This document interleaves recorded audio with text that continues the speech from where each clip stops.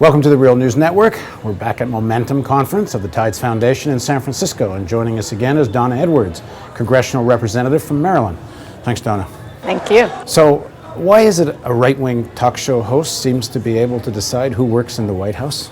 Wow. And just let me fill in for people at home who, just in case you don't know, Van Jones, a very popular progressive leader, especially in the environmental movement, was appointed to be in charge of the Green Jobs program in the White House, and after a campaign by right-wing talk show host Glenn Beck, dredging up things from his past, he's now been forced to resign. What do you make of all this? Well, I think that it demonstrates that the opponents to President Obama and to the kind of change that he promised to deliver for the American people are relentless. And the fact that they went after Van Jones is just another demonstration of that. And frankly, it's not actually dissimilar to the way that they went after President Obama when he was campaigning to be president. And so we shouldn't be surprised by that. But this administration and we as progressives actually can't be sidelined and sidetracked by people who are attacking folks in the administration for things that they said before they were appointed into their offices. And I think it's just actually been a real shame. Now, there weren't a heck of a lot of what progressives call progressives appointed to the White House. Van Jones was one of the most prominent people who actually got a job in this White House. They didn't seem to protect him. There was not much of a defense from the White House of Van Jones. They should have known all this was in his history. And whether they did or didn't know, I don't think it should have mattered. Aren't you a little disappointed that they didn't come out swinging on his behalf? Well, it's actually not unlike what's happened with the president when a number of other even nominees have gotten in trouble. And frankly, is it that much different from the way other presidents have handled these similar kinds of things?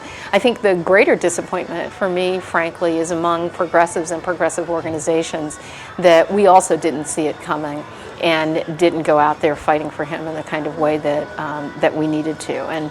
And so this should be a lesson for all of us. A lesson for all of us, but I'm interviewing a lot of progressive Democrats, and there's a tremendous tendency, personally I find, of kind of letting Obama off the hook on certain things. I mean, I was kind of surprised how little they gave in terms of defending Van Jones. And also I was quite surprised that, even though that he supposedly called himself a communist of some type at one point, what they actually went after him for was questioning 9/11 and questioning the official version of 9/11. And I would venture to guess the majority of Americans have a lot of unanswered questions on 9/11. It is very interesting. Tying him to the truth movement is the thing that kind of sunk him. So didn't we need some frank talk about all of this? I don't know. I mean, to me, it actually was neither here nor there what they were going to tie him to. The reality is that the corporate interests who were so opposed to what he's trying to do around energy and to the president's agenda around energy reform, that's why they went after him. They would have found any reason to go after Van Jones or anyone else because they don't like the president's energy agenda. And again, very, very instructive. And so I don't think it was actually even so much about one thing or the other that Van Jones said. He just provided, it was just a target for them. They picked it apart. They went after him. They got their bait. But that's even more dangerous. If it's really about substantive policy, and you can oppose the policy by targeting Van Jones, then who's next? And in a sense, the national discourse, the agenda for that is being handed over to right-wing talk show hosts. Well, I think the importance, again, is for this administration or any other administration to really stick to its guns. And so I'd like to see that from the administration, because I do say who's next, because there will be someone who will be next, and you don't know where that finger is going to land, or where that talk show host is going to start talking next. And I mean, these folks have actually a really disproportionate amount of power for the number of voters they can deliver. Voters and even viewers. If they do 1.5 million viewers, they've gone to heaven. Well, that's right. I mean, and so again, I think it's important for the administration and for the president not to be sidetracked by these attacks that are coming on talk shows that hardly anybody listens to.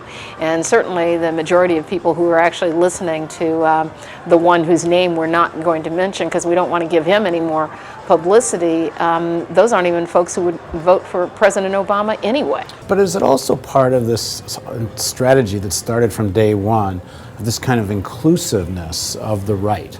So from Rick Warren being at the inauguration to trying to work out deals on health care with the Republican Party, the insurance companies, pharmaceutical, there's a point here where one has to wage a real fight. Well, I give the president credit because I think he has tried to reach across the aisle. The problem is that there's no give in the other direction. And I think we can see that really clearly on health care reform, where the president has tried over and over and over again as he's been rebuffed. And so I would just say to us as progressives, and I certainly would say this to the president and to the administration, it's time for us to kind of tighten our belts and take on health care reform and say, you know what, we're going to do, just like they did on Medicare, we're going to win this thing in the way that we need for the American people, with or without a Republican vote. Thanks very much. Thank you. Thank you for joining us on the Real News Network.